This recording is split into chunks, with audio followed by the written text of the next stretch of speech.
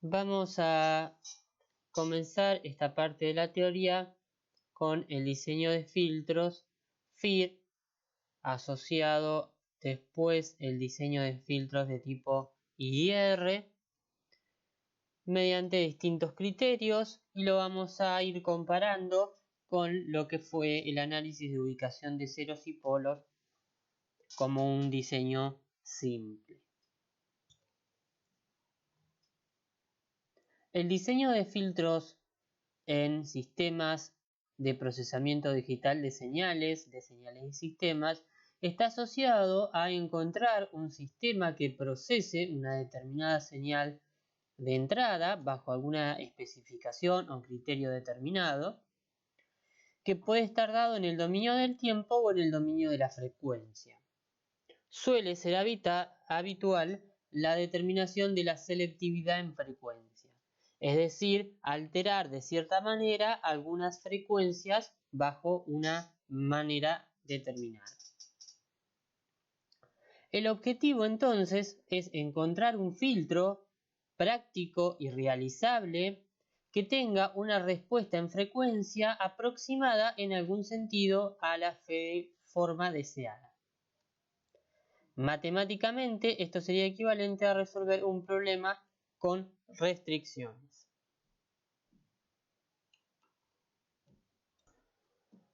En la práctica, el diseño de filtros abarca la etapa de la especificación de los parámetros, es decir, qué queremos que cumpla o haga nuestro filtro. Luego una etapa de aproximación, en la cual vamos a determinar mediante algún criterio cuánto se aproxima a las especificaciones y si las cumple. En el tercer paso vamos a determinar lo que se denomina como cuantificación o cuantización. Esto va a ser convertir los coeficientes de nuestro filtro a parámetros de longitud finita y eventualmente a valores binarios. Depende de a dónde lo implementemos. Si utilizamos un software de precisión infinita, podríamos usar los valores con todos los decimales y con toda la precisión que nos dé el método de diseño. Si realizamos alguna otra condición, vamos a pasar en la etapa 4 al proceso de verificación y validación para ver si efectivamente nuestro filtro cumple las especificaciones para las cuales fue diseñado. Finalmente, en la etapa 5, haremos la implementación de nuestro filtro. Puede ser mediante un dispositivo real, un DSPIC, una FPGA, un microprocesador, puede ser mediante un algoritmo, puede ser mediante alguna otra característica de su tipo software. En el caso de las especificaciones del filtro, tenemos que recordar, como dijimos en unidades anteriores, que los filtros ideales no son causales ni realizables. Es decir, no podemos lograr, si queremos conservar causalidad y estabilidad, cumplir un filtro que tenga la característica ideal de ganancia unitaria en la banda de paso, un corte totalmente abrupto desde 1 a 0 en omega crítico o de corte y una ganancia 0 en la banda de stop. Para eso entonces se dan las especificaciones con la banda de transición, que a partir de cuál valor de frecuencia WP hasta cuál valor WS permitimos que se produzca el cambio entre la banda de paso y la banda de stop, y los parámetros de rizado o ripple en la banda de paso y en la banda de stop, que nos dan una tolerancia de la cual se puede alejar el filtro real del filtro ideal. En la figura tienen las ecuaciones para convertir los valores analógicos a los relativos y a los absolutos.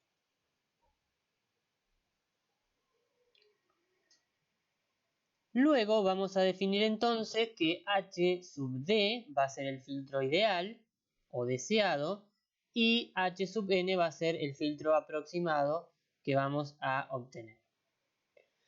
Recordemos entonces y veamos un teorema que nos va a dar cuáles son las condiciones suficientes y necesarias para determinar que un filtro cumpla la condición de ser causal y estable.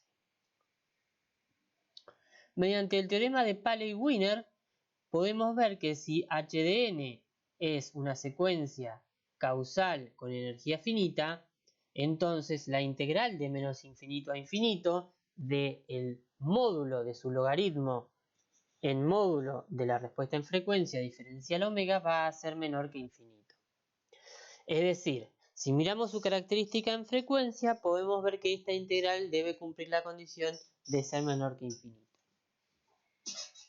Si esta integral se cumple y el módulo es cuadráticamente integrable, podemos entonces asociar a el valor de módulo un valor de fase y tener una respuesta en frecuencia asociada a un sistema o a un filtro causal. Una característica importante que podemos asociar con este teorema es que efectivamente un filtro causal y estable puede hacer cero algunos valores específicos, es decir, un valor específico de omega tiene un delta de omega igual a 0, pero no puede hacer cero una banda de frecuencias una al lado de la otra que harían que este logaritmo valga infinito y esta integral no pueda ser menor que infinito.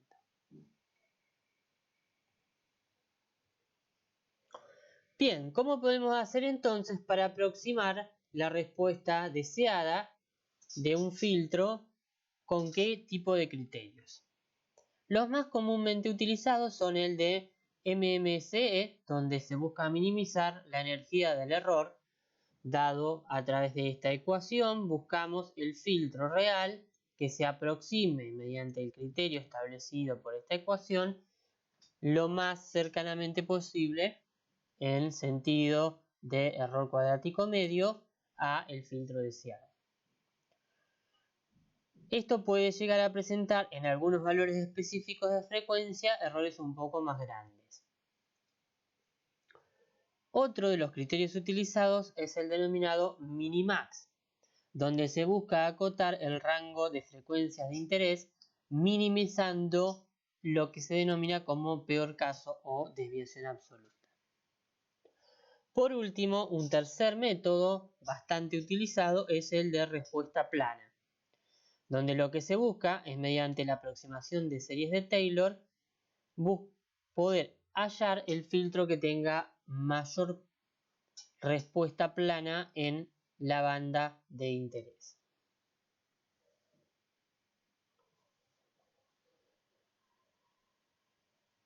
La respuesta ideal de un filtro pasabajos sabemos que va a estar dada por un sistema que tenga un módulo unitario y una fase lineal en la banda de interés y sea nulo en la banda de stop. Esta ecuación la colocamos porque es la respuesta deseada que uno esperaría que tenga el filtro. Sabemos que eso está asociado a esta función de respuesta al impulso que dijimos que tenía longitud infinita en principio y era anticausal. Podríamos pensarla desde algún punto de vista como el muestreo a cierta frecuencia de la versión continua. Si hiciéramos eso, tendríamos que tener mucho cuidado con la frecuencia de muestreo y el alfa que uno elija. Veamos que si alfa es 6 o 6,5, la respuesta es la de un pasabajo con fase lineal, pero si uno toma otro valor como 0 alfa igual a 6,25, si bien obtiene un pasabajos, la fase ya se ve distorsionada y no tiene una fase lineal. ¿Por qué aclaramos esto? Porque es importante ver entonces qué o cómo podemos determinar si un filtro va a tener fase lineal. Algo muy interesante es que si tenemos un filtro FIR de longitud L, es decir, ingresa x de n y sale y de n, obedeciendo a la sumatoria de 0 hasta m-1 de los b de k por x de n menos k, Puede demostrarse que el filtro va a tener fase lineal si su respuesta al impulso cumple la simetría de que h de n va a ser igual a más menos h de m grande menos m, donde m grande es el orden del filtro que se relaciona con la longitud del filtro a través de L igual a m más 1. Esto hay que tener en cuenta que de acuerdo a la versión del libro o la referencia bibliográfica que uno utilice, puede que m o l sean el orden o la longitud intercambiados, así que hay que tener cuidado con esa condición.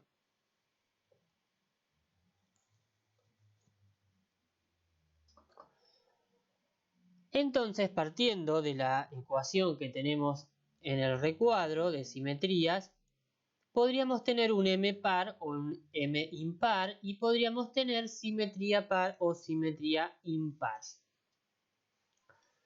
Esos cuatro casos son los que vamos a determinar filtro FIR de fase lineal de tipo 1, 2, 3 y 4.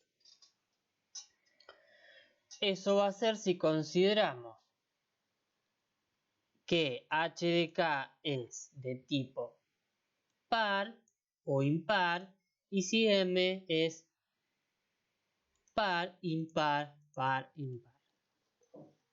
Acá tenemos la forma de los coeficientes de la amplitud, donde acá tenemos si la amplitud es par o impar y si tiene alguna restricción, como en este caso, por ejemplo, que el valor de la amplitud en pi es 0. En el caso del filtro tipo 3, la amplitud en 0 es 0 y en pi es 0. Eso nos va a estar restringiendo de alguna manera, lo vamos a ver un poquito más adelante, si podemos diseñar con ese tipo de simetrías y por ende con ese tipo de filtros pasa altos, pasa bajos, pasa banda, etc. Porque si ya tenemos que ciertos valores van a tener que ser sí o sí 0, no vamos a poder diseñar cualquier tipo de filtro con cualquier tipo de simetría. En cuanto a la fase, fíjense que para el tipo 1 y tipo 2 tienen una fase lineal y para el tipo 3 y 4 tienen lo que denominamos fase lineal generalizada, es decir, una fase lineal más una constante.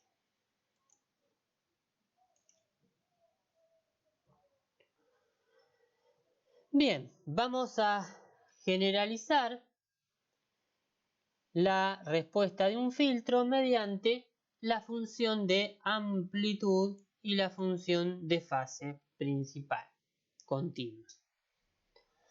La fase es en este caso la fase sin saltos y continua y la función de amplitud es la versión con signos positivos y negativos del módulo.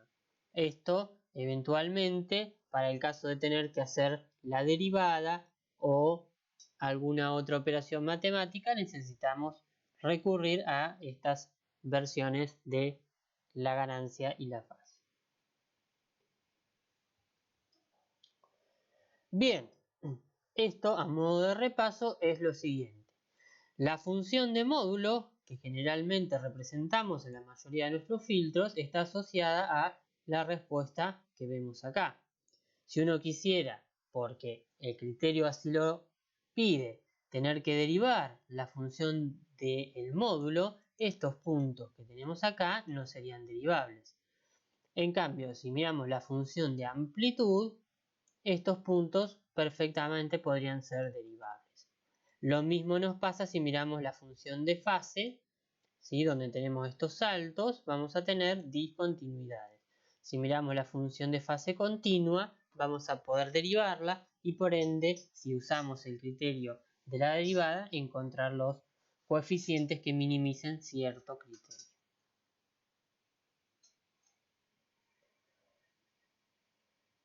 Aclarado entonces la importancia y el uso de las funciones de amplitud y de fase, vamos a resumir la representación y uso de filtro FIR de fase lineal en la tabla 10.2, donde los filtros de tipo 1 nos van a permitir diseñar filtros de tipo pasaltos, pasabajos, pasabanda, rechazabanda y multibanda.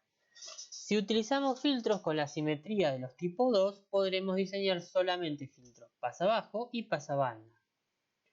Si usamos filtros de tipo 3, como la amplitud de H de a la J omega es 0 en omega 0 y en omega pi, podremos solamente utilizarlo como diferenciadores o transformadores de Hilbert. Si usamos los de tipo 4, tenemos una condición similar y entonces nuevamente lo utilizaremos para diferenciadores o transformadores de Hilbert. Es decir, el tipo 1 es el más común, que nos da la opción a diseñar la mayoría de los tipos de filtros, y el de simetría de tipo 2 solamente pasabanda y pasabajos. Lo importante de esto entonces es que con la simetría dada en la ecuación de más menos h de m menos n, podemos ver todos los tipos de filtros que tienen fase lineal de tipo FIR y qué tipos de filtro podemos diseñar en cada caso. Eso nos va a permitir fijar la estructura de h de n y luego obtener esos valores a través de una minimización de alguno de los criterios que vimos, como menor error cuadrático medio, el minimax o el de mayor respuesta plana. ¿Sí? Entonces el diseño va a consistir en cumplir las especificaciones que le damos al diseño del filtro, elegir la estructura del filtro FIR de fase lineal, de acuerdo al tipo que vamos a utilizar de filtro, seleccionar en función del criterio y obtener los parámetros para la estructura de tipo 1, 2, 3 o 4 y luego con esos valores hacer la cuantificación, validación e implementación.